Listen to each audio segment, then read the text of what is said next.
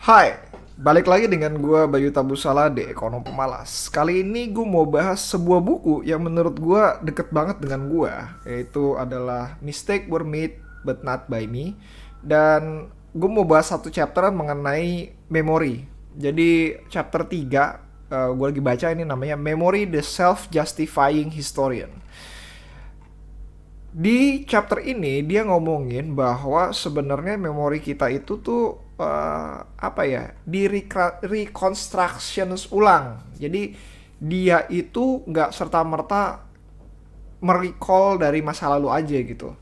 Yang dia recall itu mungkin sebuah pecahan-pecahan dari sebuah informasi, tapi dicampur dengan keadaan lu yang saat ini gitu. Keadaan itu dalam artian kondisi lu saat ini. Apakah lu mempercayai sesuatu yang berbeda dibanding sebelumnya ataukah enggak gitu. Nah, mungkin kalau misalnya kalian pernah mendengar podcast gue yang sebelumnya, gue pernah melakukan apa ya istilahnya, memberitahu bahwa gue tidak jadi membeli Medco karena harga saat itu gue beranggapan bahwa uh, itu merupakan harga ketika gue keluar. Jadi kalau misalnya gue masuk kembali ke dalam Medco, gue ngerasa tidak ada profit sama sekali. Sedangkan ternyata gue telah keluar di harga yang lebih tinggi akibat gue switching, bukan di harga yang lebih rendah, di mana saat itu uh, ternyata sangat-sangat murah gitu, sangat-sangat murah untuk masuk ke dalamnya.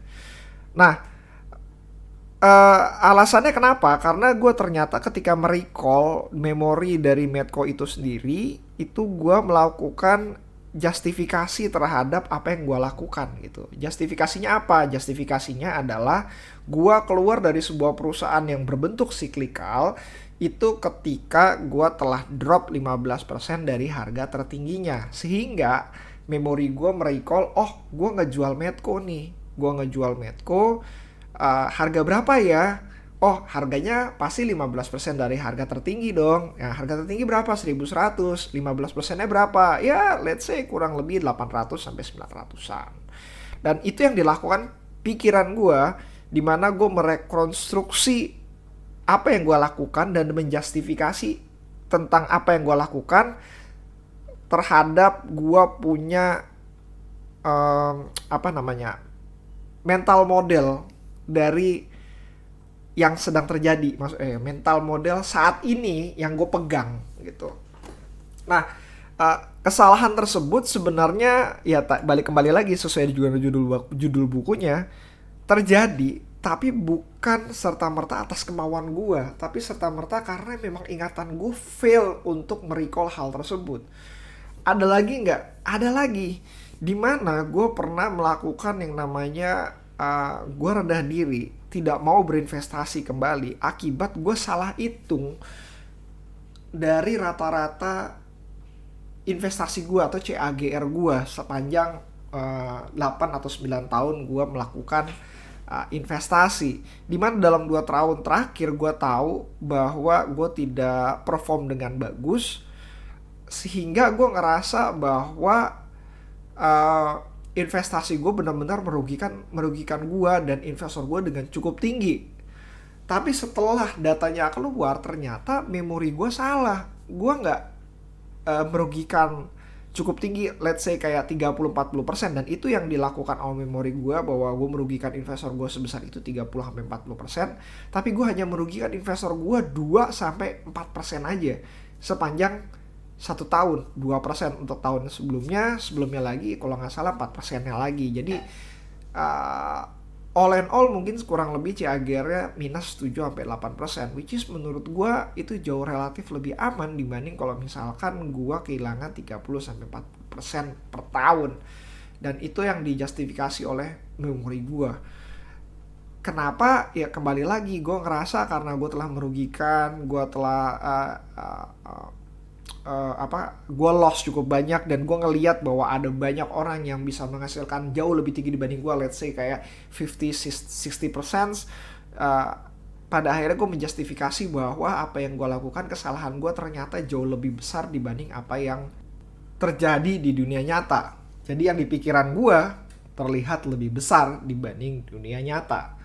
Nah, Eh, yang menarik lagi sebenarnya nggak cuma itu doang. Even gua menghapus memori gua tentang monetary policy, di mana gua pada podcast sebelumnya kayaknya 2 tahun yang lalu gua pernah ngomong bahwa modern money policy atau istilah Ray Dalio M3 atau apapun itulah. Jadi kayak policy tahap 3 di mana ketika lo melakukan policy ini lu nggak akan menghasilkan inflasi yang cukup besar karena uang itu bisa habis. Dan kalau lu bisa baca di bukunya Dalio, gue lupa lagi, bahkan bukunya gue lupa, paling waktu itu tuh gue inget banget mengenai uh, country debt and cyclical kalau nggak salah, mohon dicari tahu juga bahwa di situ disebutkan tentang policy tahap 3 di mana policy tahap 3 ini nggak cuma quantitative easing tapi quantitative easing yang benar-benar tertarget sehingga inflasi tidak terjadi gitu. Dan menurut gue dengan cara itu, dengan cara yang sama bahwa akan berhasil, apalagi tahun 2020 inflasi itu tidak terjadi dan mudah-mudahan terjadinya inflasi. Dan ketika terjadi inflasi, inflasi itu akan menghilang lebih cepat karena karena adanya yang namanya karena nggak berputar lah, ekonominya nggak berputar, itu hanya berhenti sampai saat itu juga. Kenyataannya nggak seperti itu dan tidak semudah apa yang dikatakan.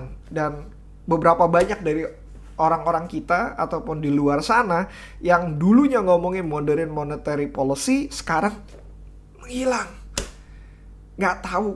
Bahkan yang menarik adalah mereka menjustifikasi bahwa mereka nggak pernah ngomongin hal tersebut kali, atau gua menjustifikasi karena bukan menjustifikasi dengan cara menghapus itu dari memori gua bahwa ya emang nggak works.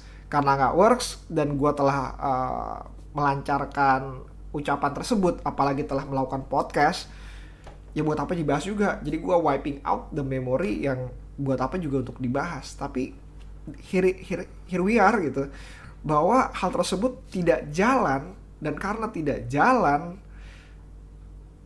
nggak perlu lagi ada pembahasan yang lebih lanjut. Tapi yang menarik adalah pembelajaran dari sini adalah memori kita sekarang bisa menghapus ataupun bisa merecall tergantung dari keadaan yang terjadi saat ini. Mungkin aja dengan keadaan yang berbeda, gue akan merecall dari monetary policy dan akan melakukan podcast dan gue akan mengatakan bahwa apa yang dilakukan pada 2 tahun yang lalu dengan cara yang sama ternyata benar dan inilah hasilnya gitu. Nah, kalau seandainya memori kita bisa fail dan hal ini bisa terjadi pada siapapun, even terhadap gua dan kalian, apa yang harus dilakukan? Satu-satunya jalan adalah second brain. Gue kayaknya pernah bahas ini. Second brain gue bikin di Notions. Intinya adalah lakukanlah pencatatan terhadap apa yang kalian lakukan dan minimal frameworknya lah, framework dari apa yang kalian lakukan, yang akan kalian lakukan gitu. Dengan adanya framework ini, dengan adanya catatan ini, kalian bisa cross check antara pikiran kalian bagaimana kalian melakukan yang namanya decision making. Kalau ada bank datanya, kalian bisa tahu apakah kalian telah ditipu oleh otak kalian sendiri atau enggak. Lagi pula karena kemungkinan besar kalian dan gua bisa ditipu oleh otak sendiri, ini adalah satu-satunya jalan untuk melakukan cross check decision making antara apa yang kalian lakukan dengan apa yang terjadi, apa yang akan kalian lakukan dengan hasil yang kalian dapatkan nanti. Untuk itulah makanya journaling itu dibutuhkan. Yang kedua, kalau kalian gak mau journaling kayak gue berharap podcast ini sebenarnya adalah bentuk dari gue journaling sehingga gue bisa recall lagi ketika gue mendengar podcast gue sebelumnya apa yang ada terjadi di pikiran gue itu sendiri. Dan hopefully dengan itu kita bisa berkembang dan maju dengan pikiran kita yang ada saat ini. Dan kalau gue boleh mengutip sebuah kalimat di akhir-akhir, gue masih ingat sebuah kutipan dan mudah-mudahan gue inget orangnya. Sebenarnya gue lupa, kayaknya dari Druckenmiller itu tangan kanan dari Soros, tangan kanan yang cukup mumpuni dari Soros. Dia pernah berkata bahwa apapun yang gue lakukan saat ini, kesalahan yang telah gue lakukan yang saat ini adalah kesalahan yang telah terjadi pada zaman dulu. Dan gue melakukan kesalahan tersebut secara berulang, sehingga tidak perlu ada pembelajaran baru karena gue sebenarnya tidak belajar hal yang baru. Di situ kita bisa berkata, even uh, hal ini bahwa memory will fail itu bisa terjadi pada investor kawakan yang track recordnya super duper hebat sekali. And then kalau itu bisa terjadi sama investor kawakan, apalah kita yang hanya seorang investor yang rata-rata saja gitu. Dan akhir kata, kalau misalkan kalian pengen diskusi, silakan datang ke Instagram gue di @bayutabusala. YouTube gue juga bisa hubungin ya. Kita bisa diskusi di kolom komentar, dan kalau bisa subscribe, thanks a lot bagi yang udah subscribe. Dan kalau misalkan mau lebih private bisa di bayutabusala@gmail.com. See you again next time. Bye.